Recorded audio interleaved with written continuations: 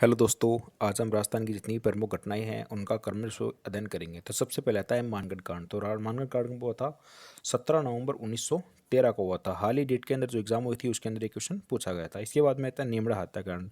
तो ये विजयनगर के अंदर स्थित है और 7 मार्च 1922 को ये कांड हुआ था। इसके बाद में आता है डाबी कांड जो फेमस है, बूंदी के अंदर है। तो 2 अप्रैल 1923 को ये कांड हुआ था। इसके बाद में आता है गोविंदपुरा कांड जो चित्तौड़ के अंदर हुआ था 13 जुलाई 1923 को।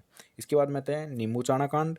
तो ये 14 मई 1925 को हुआ था। इसके बाद में आता है बीकानेर षड्यंत्र। तो 13 जनवरी 1932 के अंदर हुआ था। वेरी वेरी इंपॉर्टेंट है एग्जाम के दृष्टि। इसके बाद में आता है डोगरा हत्याकांड। तो ये अजमेर के अंदर हुआ था 4 अप्रैल 1935 को।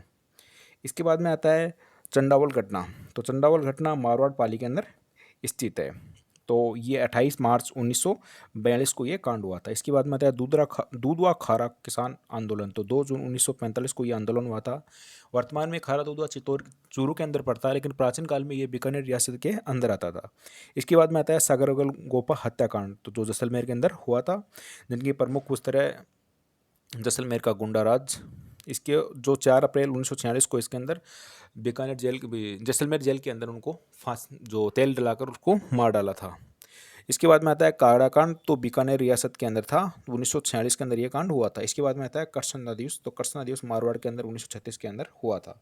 इसके बाद में आता है बिरबल कांड। तो ये रायसी नगर कांड था। 1 जुलाई 1946 को ये कांड हुआ था। इसके बाद में आता है बिरबल दिवस जो बीकानेर के अंदर हुआ था 17 जुलाई 1946 को।